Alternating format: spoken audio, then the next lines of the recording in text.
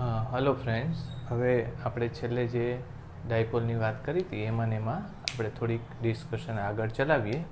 એમાં દાખલાઓમાં આવા દાખલા ઘણીવાર આવતા હોય છે. એક ડાયપોલ છે, એ ડાયપોલથી ધારી લો કે એના અક્ષ ઉપર જ કેટલા 2 મીટર અંતરે એક બિંદુ છે એ, અને એ ડાયપોલના અક્ષ ઉપર 1 મીટર અંતરે બીજું બિંદુ છે બી. રાઈટ. તો આપણને એમ કે છે કે જો Q0 ને A થી B લઈ જવા W કાર્ય કેટલું થાય, બરાબર, આટલું લેવાનું છે. એટલે ખાલી આપણે પોટેન્શિયલ લેવાનો છે. રાઈટ. તો પોટેન્શિયલ માટે મેં હમણાં જ વાત કરી હતી કે ડાયપોલના અક્ષ ઉપર વિદ્યુત ક્ષેત્ર મળી જાય તો ત્યાંનો પોટેન્શિયલ પણ તમને મળી જાય. તો ડાયપોલના અક્ષ ઉપર વિદ્યુત ક્ષેત્ર કેટલું છે? E ઇઝ ઇક્વલ ટુ કેટલું હતું? KP -2 KP by R3. આવો ત્યાં વિદ્યુત ક્ષેત્ર છે. પછી મેં તમને કીધું હતું કે E ગુણ્યા dl, બરાબર. એટલે E ગુણ્યા dl લઈએ તો ત્યાં તમને શું મળવાનું છે? 2 KP બાય R3. પણ અહીંયા dlની જગ્યાએ શું લખશું? dr લખશું. અને આ શું થઈ જશે? વિદ્યુત સ્થિતિમાન થઈ જશે. પણ ત્યાં આપણે શું લખશું? dv લખશું. ત્યાં વિદ્યુત સ્થિતિમાનનો ફેરફાર એ જગ્યાએ. ઓકે. તો v ઇઝ ઇક્વલ ટુ, અથવા તો v a થી b લખીએ, ઇઝ ઇક્વલ ટુ કેટલું થશે? -2 KP પછી સંકલન 1/R3 dr આવું થશે. ઓકે. -2 KP પછી 1/R3 નું શું થાય? R⁻³ ઉપર આવે એટલે R⁻² થાય બાય -2. સમજ પડી? ઉપર R⁻³ +1 કરીને ઉપર નીચે મૂકવાનું એટલે સંકલન આમ થશે. -2 સીધા જ નીકળી જાય, ઇઝ ઇક્વલ ટુ KP અને 1/R². ચાલો, આવું થયું. હવે એ બિંદુનું અંતર કેટલું છે? 2 છે. અને બી બિંદુનું અંતર છે 1, બરાબર. એટલે અહીંયા મૂકશો તો શું થાય? KP. આમ તો હું જો સૂત્ર તરીકે લખું તો સ્થિતિમાન કેટલું થાય? KP/R², બરાબર. જો હું સ્થિતિમાન લખું ખાલી અહીંયા, તો 1નું સ્થિતિમાન 0 ગણીએ તો KP/R² એવું થાય. રાઈટ. હવે ડાયપોલ માટે વાત કરી એટલે અહીંથી અહીંનું સ્થિતિમાન જો લેશું તો કેટલું થશે જોવું જોઈએ. તો કે VA નું સ્થિતિમાન KP/R, R એટલે R² એટલે 4, પછી VB સ્થિતિમાન KP/1. તો આપણને ખબર છે કે કાર્ય બરાબર -ΔU માઇનસ Q0 અને ΔV. ΔV એટલે તમે ક્યાંથી ક્યાં જાઓ છો? તો કે A થી B જાઓ છો એટલે VB - VA કરવાનું. VB - VA આમ કરવાનું. માઇનસ અથવા તો પ્લસ VA - VB કરી નાખીએ. VA કેટલું? KP/4 અને માઇનસ VB એટલે KP. તો KP Q0 પછી કેટલું થશે? જો 1 - 4 એટલે -3/4 થશે. -3/4 KP Q0. આવો કંઈક તમારે જવાબ આવવો જોઈએ. ચેક કરો જોઈએ, બરાબર. 1/4 એટલે મારી કંઈક ભૂલ થઈ અહીંયા.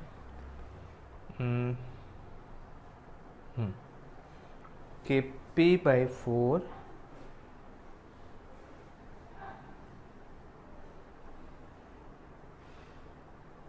અને -+1.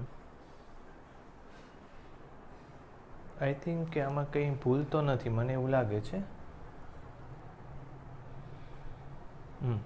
બરાબર જ છે. Work done. હવે ચેક કરજો કે ક્યાંથી ક્યાં ગયા તમે. તો કે એ થી બી ગયા. કોનો સ્થિતિમાન મોટો છે? એનો સ્થિતિમાન નાનો છે, બીનો સ્થિતિમાન મોટો છે. એટલે મોટા સ્થિતિમાનથી નાના સ્થિતિમાન તરફ જાઓ તો કાર્ય ધન આવે છે. બરાબર. મોટા સ્થિતિમાનથી નાના સ્થિતિમાન તરફ જાઓ તો કાર્ય ધન આવે છે. નાનાથી મોટા જાઓ તો ઋણ આવે છે. આઈ થિંક કે આમાં કંઈ ભૂલ નથી. તો આ રીતે તમે એક લખી લો. આવી રીતે કેલ્ક્યુલેશન કરી શકાય. જો અક્ષની વાત હોય, આપણે એવું લીધું હતું ને કે જો અક્ષની વાત હોય તો સીધું જ કયું સૂત્ર લખશો? KP/R² વાળું સૂત્ર લખશો. રાઈટ. ચલો એ એકવાર એડ કરી નાખું.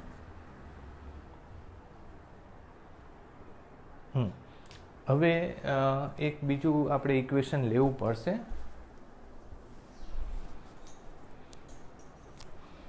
આને આપણે રબ કરી નાખીએ.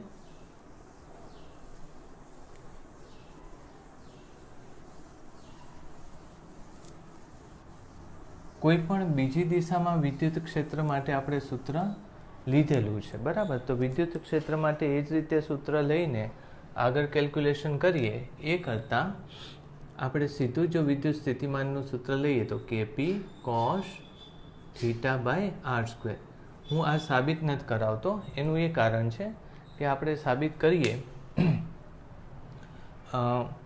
આને જો આપણે સાબિત કરીએ તો પોસિબલ છે કે આને અલગ રીતે મળી જાય, પણ આપણી ટેક્સ્ટબુકમાં આ સૂત્ર આપેલું જ છે એટલે આ સૂત્ર લેવાની જરૂર નથી. બીજી એક એવી રીતે પણ સાબિતી થઈ શકે, જેમ કે તમારી ટેક્સ્ટબુકમાં, જૂની ટેક્સ્ટબુકમાં અલગ રીતે આપેલું કે આ જગ્યાએ આ બિંદુનું ને આ બિંદુનું સ્થિતિમાન લઈને કેલ્ક્યુલેટ કરેલું, પણ આપણે કંઈ ન કરીએ તો મેં એક સૂત્ર છેલ્લે આપેલું તમને 1 - 3 cos θ વાળું, કે થીટા કોણે વિદ્યુત ક્ષેત્ર કેટલું થાય, કઈ દિશામાં થાય, તો એ લઈને પાછું કેલ્ક્યુલેશન કરો તો આ જ સૂત્ર મળી જાય. પણ સૂત્ર સાબિત કરવું આપણી માટે અત્યારે અગત્યનું નથી. ખાલી થીટા કોણની દિશામાં તમારે અહીંયા વિદ્યુત સ્થિતિમાન જોતું હોય તો કેટલું થાય? KP cos θ/R². બરાબર. આવું થશે. ઓકે. હવે એના આધારે પૂછાયેલો ક્વેશ્ચન લઈએ. આ એક અક્ષ છે, ત્યાં આવી રીતે ડાયપોલ પડેલો છે અને એ ડાયપોલને 37 ડિગ્રીના ખૂણે અને બીજું એક 53 ડિગ્રીનો ખૂણો છે. 37 અને 53 ડિગ્રીના ખૂણે 1 અને 2 મીટરે 1 મીટર 2 મીટરે બે બિંદુઓ આવેલા છે. એક બિંદુને આપણે એ બિંદુ કહીએ અને બીજા બિંદુને બી બિંદુ કહીએ. તો હવે આમાં એ જ પ્રશ્ન છે કે Q0 ને W કેટલું જો Q0 ને A થી B લઈ જવું હોય તો આપણે A અને B નું સ્થિતિમાન લેવું પડે પહેલાં તો. એટલે મેં તમને કીધું કે W બરાબર -Q ડેલ્ટા V અથવા તો Q0 VA VB આવું થઈ જશે. ચલો VA કેટલું થશે? VA એટલે કે KP, આની ડાયપોલ મોમેન્ટ P છે એટલે કે KP બાય કેટલો કોણ છે? અરે કેટલું અંતર છે? 2 નો વર્ગ 4 cos. ખૂણો કેટલો લેશો? 53 નહીં લઈએ, પણ કેટલો લેવો પડે? આ લેવો પડે ને આની સાથે. બરાબર. તો 180 - 53. 180 - 53. ઓકે. એટલે -KP/4 cos 53 સીધું થઈ જાય ને. આમ cos 180 - θ એટલે -cos θ એટલે cos 53. cos 53 એટલે કેટલું થાય? 4/5. આ નીકળી જાય. -KP/5 A નું પોટેન્શિયલ આવે. B નું પોટેન્શિયલ એ જ રીતે લખીએ. KP પછી અંતર કેટલું? B નું 1 નો વર્ગ 1 પછી cos, મારી ભૂલ થઈ અહીંયા, એ ચેક કરશું. cos 37. cos 37 એટલે 4/5 થશે. cos 37 4/5 અને અહીંયા cos 53 છે ને, cos 53 એટલે 3/5 થાય, 3/5. એટલે આને શું લખશો તમે? 3/20. ઓકે, KP આ કેટલું થશે? 4/5. ચાલો 1 માં ઇક્વેશનમાં મૂકી દો એટલે W is equal to Q0 VA 3 KP/20 minus 4 KP/5. ચાલો KP Q0 પછી 5 તો નીકળી જશે, ત્યાંથી બહાર 5 નીકળી જશે. અંદર શું વધ્યું? 3 4, આ 4 વધશે,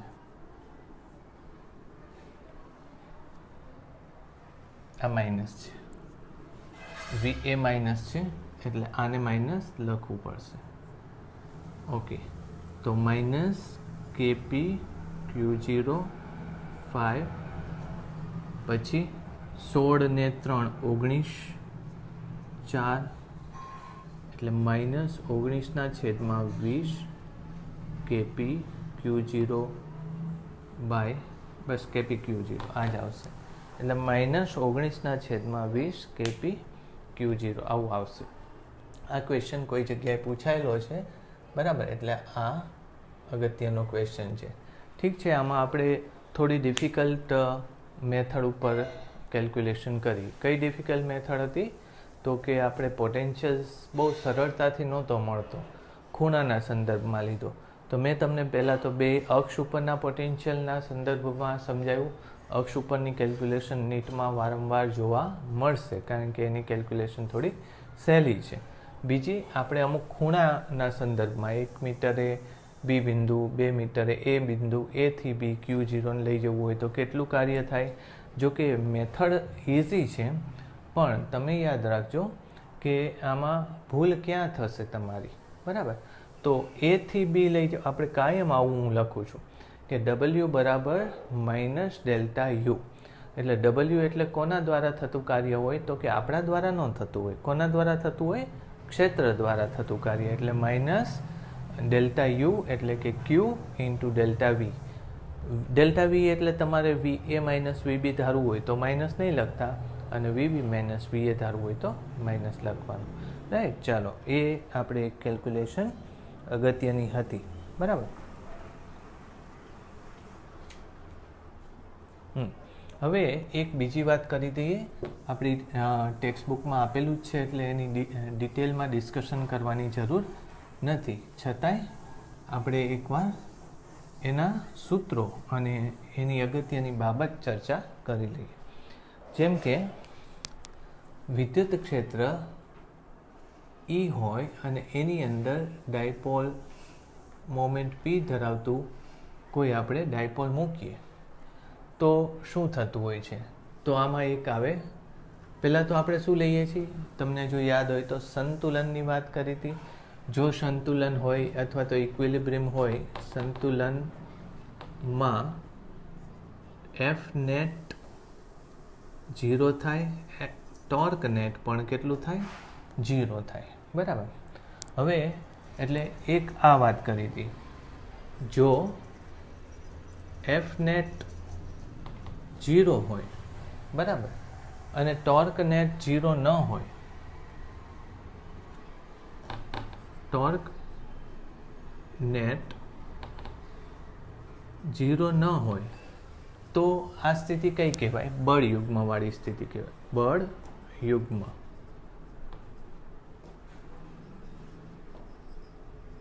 બળ યુગ્મની સ્થિતિ આવે, બરાબર?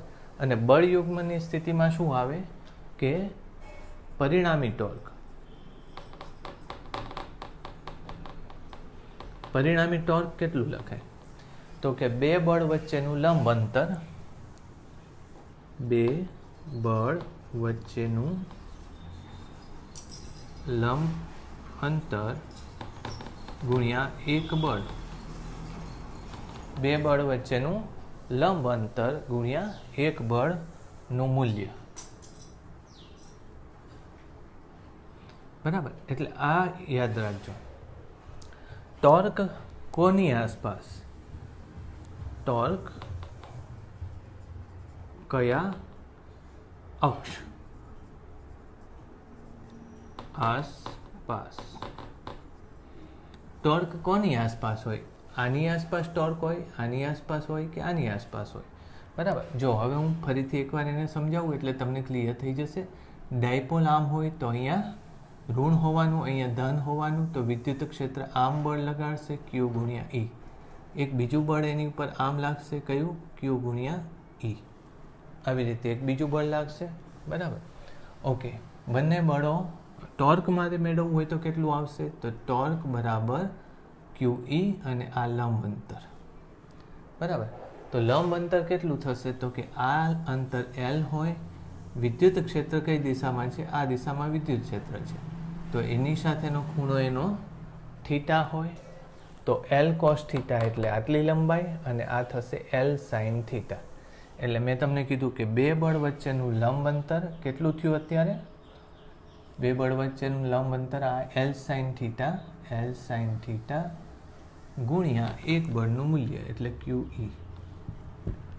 બરાબર. તો આને ઘણી વાર કેવી રીતે લખતા હોય છો? Q ગુણ્યા E એટલે P થાય.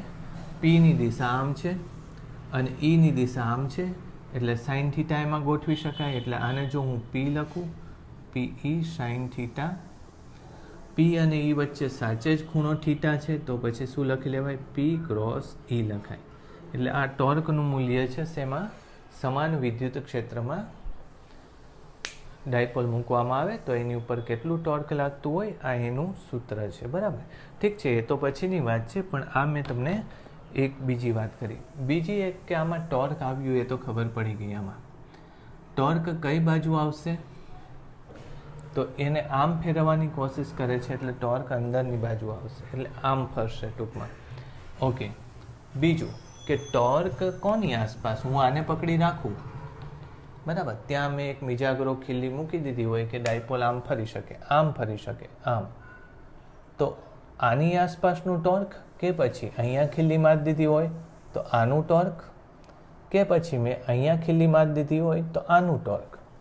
સમજાય છે? તમે જુદી જુદી જગ્યાના ટોર્ક જુદા જુદા હોઈ શકે. તો મેં અહીંયા પ્રશ્ન એ કર્યો કે ટોર્ક કયા અક્ષની આસપાસ? તો યાદ રાખજો કે બધા અક્ષની આસપાસ, બધા અક્ષની આસપાસ સમાન ટોર્ક થાય. સમાન ટોર્ક જ આવશે, બધા અક્ષની આસપાસ સમાન જ આવશે. આમાં તમે ગણશો તો પણ એ જ આવશે. શું કામ? અહીંયા જો આ બળ લાગતું હોય તો આ બળ કંઈ ટોર્કમાં મદદ કરતું નથી. જો અહીંયા મેં ખીલ્લી મારી દીધી હોય તો આ જ બળ ટોર્કમાં મદદ કરે, તો એ સંદર્ભમાં ટોર્ક કેટલું આવશે? હા, R ક્રોસ F લખીએ છીએ ને, એ સંદર્ભમાં ટોર્ક કેટલું આવશે? R cross F. એટલે ટોર્ક R એટલે કેટલું? આ L, પછી F QE, અને L અને F વચ્ચેનો ખૂણો તો sin થીટા જ થયું. એટલે આ અક્ષ આસપાસ ટોર્ક આટલું જ આવ્યું. બરાબર. આને તમે P લખી નાખો, ચાલશે. બરાબર. ચાલો, વચ્ચેના બિંદુનું ટોર્ક લેવું હોય તો વચ્ચેના બિંદુ માટે, તો એમાં પેલું ટોર્ક આટલાનું થાય. કેટલું? QE, પછી આ અંતર કેટલું? L/2. L/2 અને આની વચ્ચેનો ખૂણો કેટલો છે? થીટા, sin થીટા જ છે. બીજું ટોર્ક આને લીધે લેવાનું, QE L/2. ચાલો, L/2 એટલે આમ થશે. એની ને આની વચ્ચેનો ખૂણો પણ sin થીટા જ છે. બંને ટોર્કની દિશા કઈ છે? તો કે આ પહેલા ટોર્કની દિશા અંદર છે અને બીજા ટોર્ક આરામ છે. આરામ F આમ, એટલે R ક્રોસ F આમ, આરામ F આમ, તો એનું અંદર જ છે. એટલે બે ટોર્કનો સાદો સરવાળો થશે, QE પછી sin theta, sorry L/2 sin theta, અને બે વાર થયું એટલે બે આ નીકળી જશે, તો એ પણ આનું જ મૂલ્ય આવ્યું. અને જો હું આ છેડાના સંદર્ભમાં ટોર્ક ગણું તો આટલું જ આવશે. એટલે યાદ રાખજો, બધા અક્ષની આસપાસ ટોર્ક કેવું આવવાનું છે? સમાન જ આવવાનું છે. એમાં કંઈ ફેર પડવાનો નથી. ઓકે. એટલે આ જે કેલ્ક્યુલેશન કરી એમાં ટોર્કની અગત્યતા હતી. સંતુલન રચાય તો જ્યારે એફ નેટ 0 હોય ત્યારે એનું સ્થાનાંતર નથી થતું, બરાબર, એટલે રેખીય સ્થાનાંતર ન થાય. પણ જો ટોર્ક 0 હોય તો એનું ચાક ગતિકીય સ્થાનાંતર નહીં થાય. જો ટોર્ક નહીં 0 હોય તો એનું ચાક ગતિકીય સ્થાનાંતર થશે, એનું એંગ્યુલર મોશન અથવા તો ડિસ્પ્લેસમેન્ટ થશે. ચલો હવે એના આધારે થોડી કેલ્ક્યુલેશન કરીએ. હા, એક વાત છે, તમે સરળ આવર્ત ગતિ લો છો તો સરળ આવર્ત ગતિમાં સૂત્રો કયા ટાઈપના હોય છે? બળના સૂત્રો, તો કે F બરાબર -kx પ્રકારનું સૂત્ર હોય. તો એમાં ગતિ કેવી થતી હોય છે? અહીંથી આટલું જતા હોય પછી પાછું આમ આવતા હોય તો અહીંયા વારંવાર એક ને એક બિંદુ આસપાસ ગતિ કરતા હોય તો બળનું સૂત્ર કેવું આવે? F બરાબર -kx. તો એના આવર્તકાળનું સૂત્ર લીધું છે આપણે, દોલન થયું છે એટલે દોલનનું સૂત્ર કેટલું થાય? m/k. આવું વારંવાર લીધું છે. કઈ ગતિની વાત કરું છું? સરળ આવર્ત ગતિ, સિમ્પલ હાર્મોનિક મોશન, બરાબર, એની વાત કરીએ છીએ. ઘણીવાર લોલક આપણને આપેલું હોય તો લોલકમાં આવી રીતે ગતિ થતી હોય તો ત્યારે આપણે શું વિચારતા હોય છે કે ભાઈ આ આવો વક્રમાર્ગ છે ને, એ વક્રમાર્ગ ન થાય તો સરળ આવર્ત ગતિ થઈ જાય. એટલે અહીંયા આટલો જ માર્ગ લઈએ તો લગભગ સુરેખ છે. તો જો લોલક લઈએ તો લોલકમાં સરળ આવર્ત ગતિ માટે દોલન કેવા હોવા જોઈએ? નાના હોવા જોઈએ. દોલન કેવા હોવા જોઈએ? નાના હોવા જોઈએ, બરાબર. ઠીક છે, એ એક વાત. પણ દોલન નાના ન હોય તો શું? તો આમાં મેં આ સૂત્ર લગાડવાની ઈચ્છા રાખી, પણ જો દોલન મોટા હોય તો આને સરળ આવર્ત ગતિ કહેવાય? કહેવાય, એમાં વાંધો નથી. એને કેવી સરળ આવર્ત ગતિ કહેશો? કોણીય સરળ આવર્ત ગતિ કહેશો. કેવી? એટલે આ સિમ્પલ રેખીય સરળ આવર્ત ગતિ છે.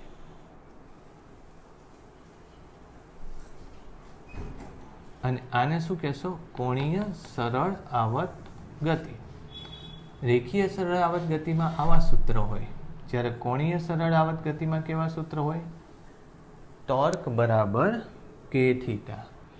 આને આપણે શું કહીએ છીએ? બળ અચળાંક કહીએ છીએ.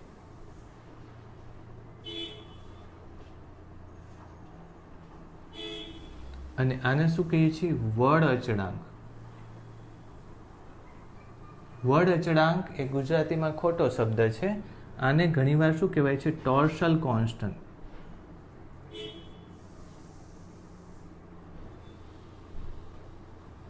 ટોર્શલ એટલે ટોર્કનો અચળાંક. ટોર્કના અચળાંકને વળ નથી કહેવાતું, યાદ રાખજો, બરાબર. એટલે ટોર્શલ એ સાચો શબ્દ છે, પણ ગુજરાતીમાં ઘણીવાર વળ અચળાંક એવો શબ્દ આપે છે. એનું એક બીજું એક્ઝામ્પલ છે. આવી રીતે તકતી લઈ લઈએ. તકતીને બરાબર વચ્ચેથી આમ બાંધેલી હોય અને તકતીને અહીંથી આમ ફેરવો તમે, સેજ એવું ધારો કે ફેરવી, અને પછી તમે છોડી મૂકો તો શું થતું હોય? તો કે આવી રીતે ધારો કે તકતી હોય ને પછી હું આમ સેજ છોડી મૂકું ને પછી આ રીતે જે તકતી દોલન કરે, બરાબર, તો એને પણ શું કહેશો? સરળ આવર્ત ગતિ જ કહેશો. પણ એ સરળ આવર્ત ગતિ કોણીય સરળ આવર્ત ગતિ છે.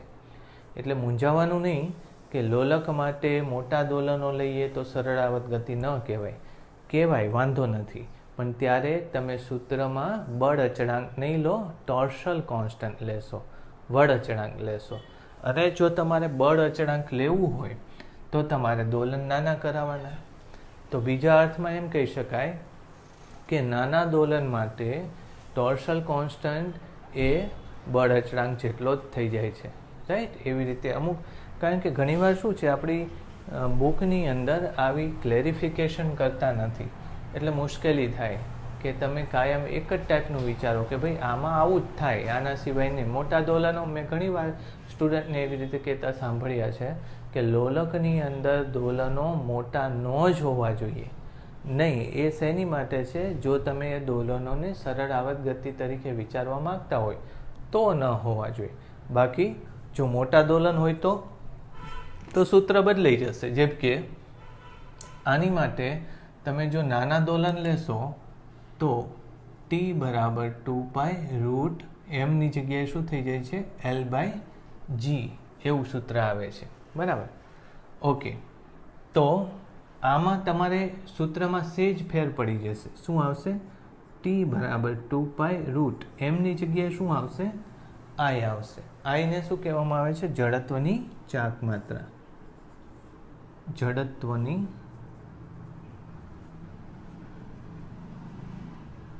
અને ભાગ્યા k, રાઈટ? એવી રીતનું સૂત્ર આવશે. હવે જો તકતી હોય તો તકતી માટે જડત્વની ચાક માત્રા mr²/2 આવે. બરાબર. તકતી હોય તો જડત્વની ચાક માત્રા કેટલી આવે? mr²/2. 2 નીચે મૂકી દઈએ. અને k, તો તકતીમાં જે ખૂણો બનવાનો છે તો એમાં ટોર્ક લગાવવાનું. તો ટોર્ક બરાબર આમાં જે વળ ઉત્પન્ન થશે, બરાબર, તારની અંદર, એ કોની ઉપર આધાર રાખે? થીટા ઉપર. એટલે કે થીટા આમ મૂકવાનું.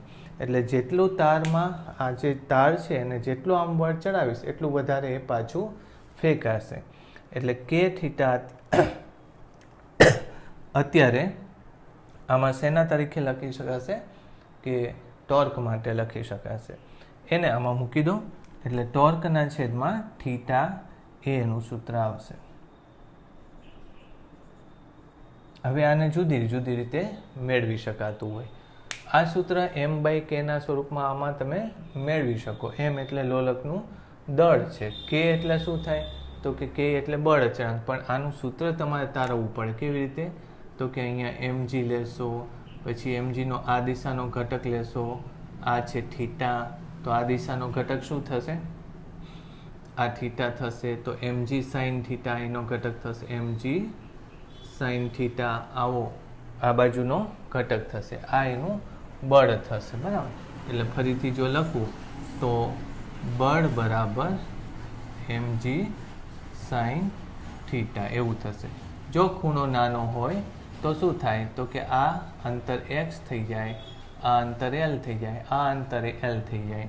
એટલે તમે આની જગ્યાએ સીધું શું લખી શકશો? x/l. એટલે mg l ગુણ્યા x. એટલે k બરાબર શું આવ્યું? જો k બરાબર mg l એવું આવશે. આમાં મૂકી દો. t બરાબર m/, k જોઈએ છે ને, એટલે આમ જ લઈ લો ને સીધું. m/k બરાબર l/g. તો 2π√, m/k ની જગ્યાએ શું આવી ગયું કે નહીં? આ જ સૂત્ર મેં તમને કીધું ને કે આની ઉપરથી જ આ સૂત્ર આવે. જો લોલકના દોલનો નાના હોય તો L/g આવું સૂત્ર આવે. જો કે એવું સૂત્ર આની માટે પણ આપણે મેળવી શકીએ છીએ, પણ અત્યારે આપણે લેવાનું નથી, કારણ કે આપણે આ સૂત્રનો ઉપયોગ સીધો જ કરી શકીએ. આવું કોઈ સાબિતી કોઈ જગ્યાએ પૂછતા નથી. ઓકે, ચાલો. એટલે આ બધું છે ને મેં થિયરીની જેમ લીધું, મુદ્દાની જેમ લીધું. તમે એકવાર આ મુદ્દા નોંધી લેજો. બરાબર.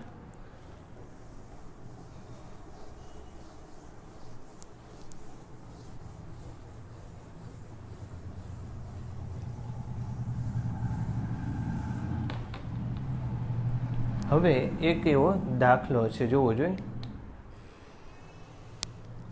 વિદ્યુત ક્ષેત્ર આ દિશામાં આપેલું છે તમને.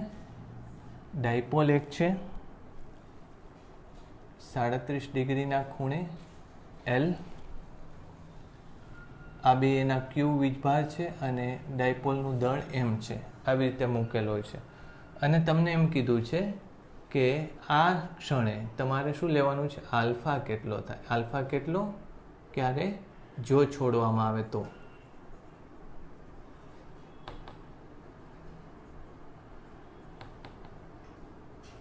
એને આ જગ્યાએથી છોડી મૂકવામાં આવે તો આલ્ફા કેટલો થશે?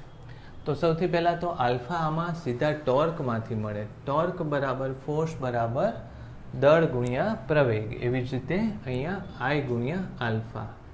તેથી આલ્ફા બરાબર ટોર્કના છેદમાં I આવું થશે. ટોર્ક મૂકી દઈએ. બરાબર. તો ટોર્ક કેટલું લખીએ છીએ? PE પછી કોસ નહીં સોરી સાઇન 37. સાઇન 37 કેટલું થાય? 3/4. ખબર પડી ટોર્ક કેવી રીતે આવ્યું? સાઇન 37 3/4. આઈ એટલે મેં તમને એકવાર કીધું હતું કે આવી રીતે એક લાકડી નહીં વિચારતા. અહીંયા પ્લસ ક્યુ વીજભાર છે, અહીંયા માઇનસ ક્યુ વીજભાર છે, એવું લાકડી નહીં વિચારતા.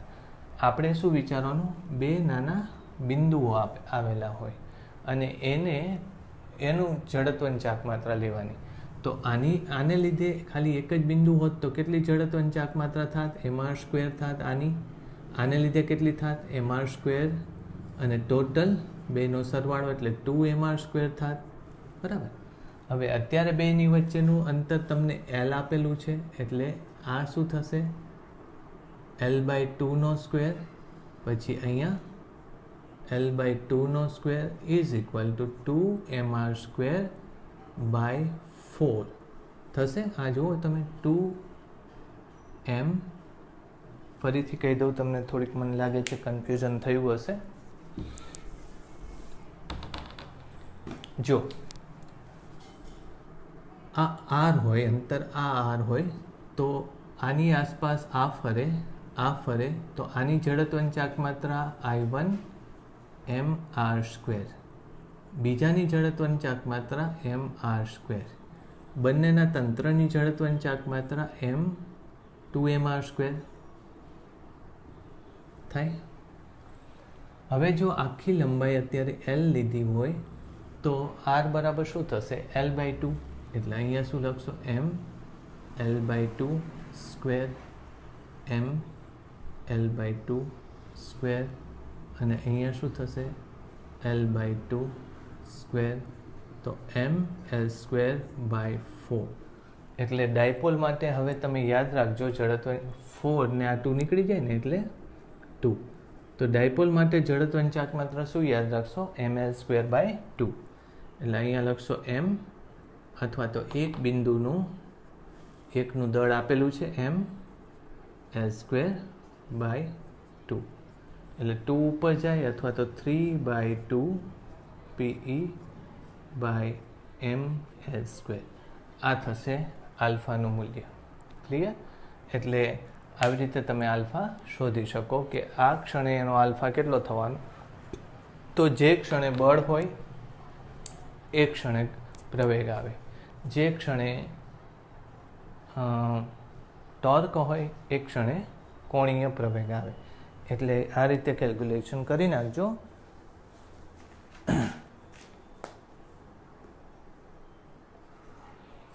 ચાલો હવે આમ તો અમુક હોમવર્કમાં દેવા જેવું છે. PE sin θ બરાબર તો લખ્યું છે sin 37 4/5.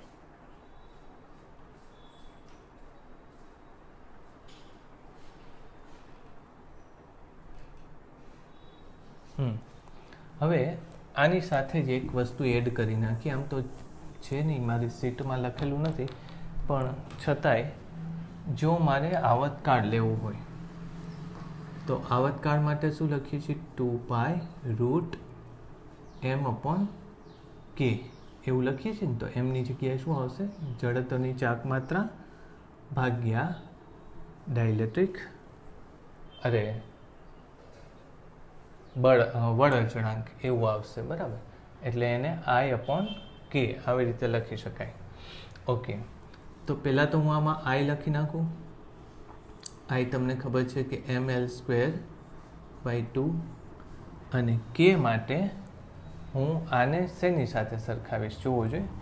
તો ટોર્ક બરાબર I ગુણ્યા આલ્ફાને શું લખશું આપણે? ટોર્કનું સૂત્ર લખી લઈએ, સોરી, PE sin θ. બરાબર, આવી રીતે લખશું. તો આને જો તમે નાના દોલનો રાખો તો sin θ ની જગ્યાએ શું લખી શકાય?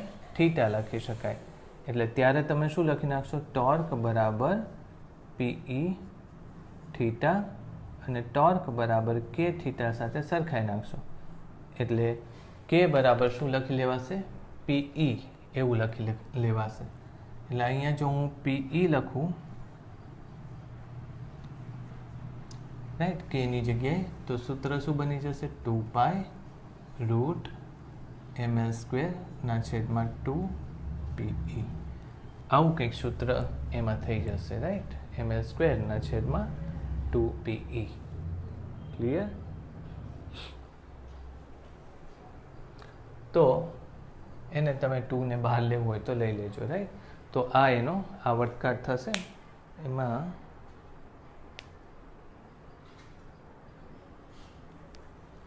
ની કિંમત લખી છે એમને. ની કિંમત જો અહીંયા પ્લેટો હોય, એક કંઈક ક્વેશ્ચન કદાચ આવેલો હશે મારા ખ્યાલથી, અહીંયા પ્લેટો હોય સમાંતર, બરાબર, તો આમાં એ જ પ્રશ્ન પૂછેલો છે કે પ્લેટો મૂકેલી છે, એની સાથે એક ડાયપોલ 37ના ખૂણે મૂકેલો છે, તો એના દોલનનો આવર્તકાળ કેટલો થાય? સેજ એવો ફેર પડશે આમાં. આમ બહાર લઈ લો તો π/2, અહીંયા શું લખી નાખશો? ml², પછી p, અને આને શું લખશો? σ/ε0. ની જગ્યાએ આટલો ફેર કરવો પડશે જો તમે કેપેસિટરની બે પ્લેટ વચ્ચે ડાયપોલ મૂકીને ગણતરી કરવા માંગતા હોય તો આવું કંઈક લખવું પડશે, રાઈટ. ઓકે, તો આ તો મેં એક્સ્ટ્રા વધારાના પ્રશ્નો લીધા. હવે એક બીજો પ્રશ્ન લઈ લઈ.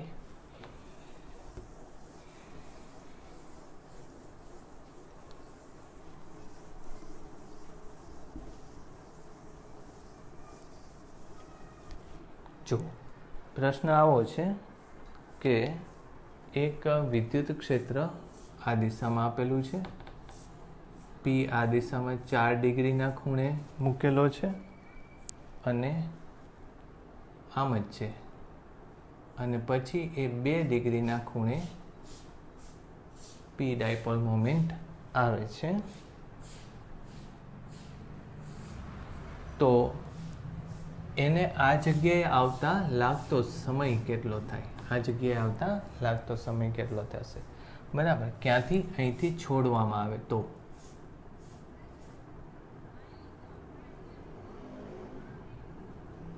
જો બીજું કંઈ અત્યારે આપેલું નથી, ખાલી આ પ્રશ્ન પૂછાયેલો પ્રશ્ન છે. આપણે પૂછાયેલા પ્રશ્ન ઉપર ભાર દઈએ છીએ, બરાબર, કયા કયા ટાઈપના આપણા કોન્સેપ્ટ પ્રમાણે પ્રશ્નો આવે છે એની વાત કરીએ છીએ. ઠીક છે, તો અત્યારે આપણે ટીને આવર્તકાળના સ્વરૂપમાં લેશું. પછી હું પાછું શીખવાડીશ તમને કે આવર્તકાળ કદાચ તમને મોડિફાઈ કરીને અલગ રીતે આપેલો હોય તો કેવી રીતે ગણી શકાય. તો ચલો આને આપણે આમ નહીં ગણીએ અત્યારે. આમ જોશો તો અહીંયા 4 ડિગ્રીનો આ કોણ અને 4 ડિગ્રીનો આ કોણ, એટલે એકવાર અહીંથી આમ જઈને આમ આવે ત્યારે એને એક આવર્તકાળ થાય, બરાબર. તો તમને એક ખબર પડી ગઈ કે અહીંથી અહીંયા આવે ત્યારે એ આવર્તકાળ કેટલો થયો. જોજો ફરીથી, અહીંથી અહીંયા આવે, પછી અહીંથી અહીંયા આવે, પછી પાછો અહીંથી અહીંયા જાય, ને પછી પાછો અહીંથી, એટલે આવર્તકાળના 4 ટુકડા થાય છે. એટલે પહેલાં તો એક સમયનો ગાળો તમને ખબર પડી ગઈ કે આ ચોથો ભાગ છે, દરેક ભાગ ચોથો છે, એટલે અહીંથી અહીંયા જવા માટે એને T/4 સમય લાગે છે. પછી પાછો 4નું અડધું છે અહીંયા, એટલે કેટલું છે? 2 ડિગ્રી છે. તો 2 ડિગ્રીએ જવા માટે કેટલો ટાઈમ લાગે? તો સ્વાભાવિક રીતે એટલો વિચાર થાય કે અહીંયા T/4 હોય તો આ એનું અડધું એટલે T/8 થાય. પણ એ ખોટું છે. શું કામ ખોટું છે? કે અહીંયા એ નિયમિત ગતિથી આટલામાં ફરતું નથી. એટલે એવું નથી કે અહીંયા 1 કલાક લાગ્યો તો અહીંયા અડધી કલાકે વચ્ચોવચ હશે, એવું નથી. અહીંયા વધારે ઝડપે ગતિ કરે છે ને અહીંયા ગતિ એની ઓછી છે. એટલે એ શોધવા માટે આપણે કાં તો સરળ, જો તમે 11મા ધોરણનું સ્થાનાંતરના સૂત્ર વિચારતા હોય, કયું આવું જો યાદ હોય તો sin y બરાબર a sin omega T plus theta અથવા ફાઈ, આવું એક સૂત્ર છે સ્થાનાંતરનું, બરાબર. એ એમ કહે છે કે તમે કોઈ પણ જગ્યાએથી, ધારો કે અહીંથી અહીંની ગતિ શરૂ કરતા હોય તો ફાઈની કિંમત 0 લઈ લો. જો તમે અહીંથી નીચેની ગતિ કરતા હોય તો ફાઈની કિંમત π/2 લઈ લો. પછી અહીંથી તમે નીચે જતા હોય તો ફાઈની કિંમત π લઈ લો. અહીંથી તમે ઉપર જતા હોય તો ફાઈની કિંમત 3π/2 લઈ લો.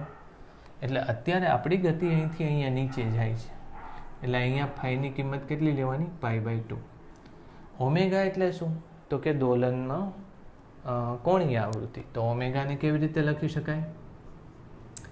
એ સાઇન ઓમેગાને લખવું હોય તો 2π/t આમ લખાય, × t × π/2. રાઈટ. તો આ સ્થાનાંતરનું સરળ આવર્ત ગતિનું સૂત્ર છે.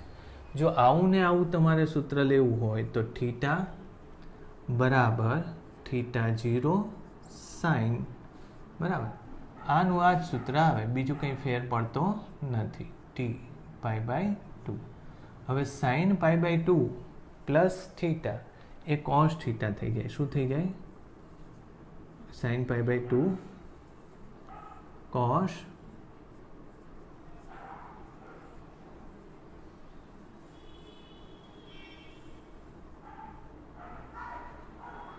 આવું છે, બરાબર. આના ઉપરથી મેં લીધું. ચાલો હવે તમે ક્યાંથી ક્યાંની ગતિ કરવાના છો, બરાબર. તો તમારું સ્થાનાંતર કેટલું થવાનું છે હવે? 2 ડિગ્રીનું, 4 ડિગ્રીનું નહીં. એટલે આમ તો તમારે રેડિયનમાં લખવું પડે, પણ બે બાજુ રેડિયન લખીશ તો એક જ ભાગ આવવાનો, ડિગ્રી લખીશ તો એ વાંધો નહીં આવે. એટલે અહીંયા 2 ડિગ્રી, જો રેડિયન લખીશ તો π/180. મહત્તમ કેટલું છે? તો કે 4 π/180 cos 2π/t × T. એટલે આ તો નીકળી ગયું, cos 2πt T બરાબર 2/4 એટલે 1/2. 1/2 ક્યારે થાય? cos 1/2 ક્યારે થાય? તો કે 60નો કોણ હોય તો. 60નો કોણ એટલે π/3, બરાબર. આવી રીતે લખવાનું. ઓકે, પાઈ નીકળી ગયો. તેથી t બરાબર t/, કેટલું આવ્યું? 6 આવ્યું. કેટલું આવ્યું? 6 આવ્યું. તમે કેટલું વિચારતા હતા? 8 આવશે, બરાબર. જો આ થોડીક કેલ્ક્યુલેશન અલગ ટાઈપની મેં કરી કે અહીંથી અહીંયા જવાનો t/4 ટાઈમ લાગતો હોય તો અહીંથી અડધું અંતર કાપવાનો ટાઈમ t/8 ન લાગે, કારણ કે એ ભાગમાં, આ ભાગમાં એ બહુ ઝડપથી દોલન કરે છે. અહીંથી અહીંયા ઝડપથી જતું રહે છે, આ જતાં વાર લાગે છે. એટલે t/8 કરતાં એને ઓછો ટાઈમ લાગશે, રાઈટ. એટલે આવું એક સૂત્ર સરળ આવર્ત ગતિ, રેખીય સરળ આવર્ત ગતિનું છે. આ કળા કેવી રીતે મૂકવાની એ મેં તમને સમજાવ્યું. સાઇનમાંથી અત્યારે કોસ થઈ જાય છે, કારણ કે ઉપરથી નીચે ગતિ શરૂ કરે છે, બરાબર. આખાની આપણે વાત કરવાની છે. આમ તો ઉપરથી નીચેની ગતિ લેવા કરતાં આ લેવાની, ને આપણે ભૂલ થઈ અહીંથી અહીંની ગતિ લેવાની. શું કામ? તો કે અહીંથી અહીંની તો ગતિ મારે પતી ગઈ છે, તો અહીંથી 2 ડિગ્રીની ગતિ મારે લેવાની છે. એટલે કોસ નહીં આવે, આમાં કયું આવશે? સાઇન જ આવશે. મારી ભૂલ થઈ. શું કામ સાઇન આવશે? કારણ કે એની ગતિ તો અહીંથી જ ચાલુ કરાવીને મેં, અહીંથી તો સમય મૂકી દીધો આટલો, એટલે અહીંથી અહીંની ગતિ કરાવવાની છે. એટલે અત્યારે π/2 નહીં આવે, સાઇન જ આવશે, આમ જ આવશે. ઓકે, સાઇન sin 1/2 લખવાનું. sin 1/2 એટલે π/6, 30 ડિગ્રી થાય એટલે π/6 થશે, બરાબર. એટલે આ કેટલું થશે? π/t/12 થશે, બરાબર. મેં તમને કીધું કે ઓછા સમયમાં પહોંચી જાય એવું કીધું હતું ને. એટલે જો ભાગ અહીંથી અહીંયા જવા માટેનો સમય એને ઓછો લાગે. તમે કેટલું ગણતા હતા? t/8 ગણતા હતા, બરાબર. પણ જો આપણે જવાબ લાવ્યા હતા કયો? t/6. તો આ નાનો છે એટલે આ ભાગ વધારે છે, એટલે ટૂંકમાં એને અહીંયા પહોંચતા વધારે સમય લાગે. પણ જો આ જવાબ સાચો છે. શું કામ સાચો છે? જુઓ તમે. એનું કારણ કે મેં અહીંથી અહીંનો તો સમય ગણી લીધો, અહીંથી અહીંનો તો સમય ગણી લીધો, અહીંથી અહીંનો જ ગણવાનો છે. એટલે ગતિ અહીંથી મેં શરૂ કરાવી કહેવાય. એટલે અહીંયાથી જ્યારે નીચે ગતિ શરૂ કરાવો છો ત્યારે પાઈ લખવું હોય તો લખી શકાય, પણ સાઇન પાઈ પ્લસ થીટા બરાબર એટલું જ થાય. સાઇન પાઈ પ્લસ થીટા બરાબર સાઇન થીટા, એમાં ફેર પડતો નથી. એટલે આ જવાબ સાચો છે. આમાં મૂકી દઈએ t/12 તો કેટલું આવશે 3 + 1 એટલે 4t/12 એટલે t/3 જેટલો ટાઈમ લાગશે રાઈટ. તો આ એક મેથડ થઈ. આ પૂછાયેલો પ્રશ્ન કે અહીંથી અહીંયા પહોંચતા એને કેટલો સમય લાગે t/3. હવે તમને ધારી લો કે ગયો ક્વેશ્ચન આનો ક્યુ આપેલો હોય, એમ આપેલું હોય, આની લંબાઈ આપેલી હોય અને એમ પૂછ્યું હોય કે કેટલો સમય લાગે. આની પહેલાંનો જે પ્રશ્ન છે એ જ પ્રશ્ન, તો તમે આનો જવાબ લખી શકશો. કેવી રીતે? મેં છેલ્લે આવર્તકાળ તમને મેળવતા શીખવાડ્યું. આવર્તકાળ એનો 2π રૂટ પછી ml² ના છેદમાં 2pe અથવા તો 2 તમે બહાર કાઢી લીધો તો બરાબર. ની કિંમત તમે લખી હતી કેટલી σ/ε0. એટલે હું તમને આ એક પ્રશ્ન સુધારી દઉં છું અને એ હોમવર્કમાં આપું છું કે જો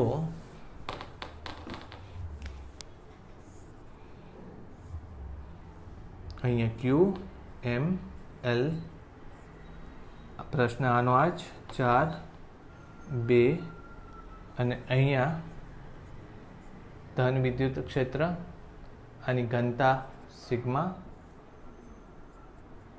બરાબર. પ્રશ્ન એ જ બધી રીતે આમ તો ગઈ વખતે કરેલો જ છે.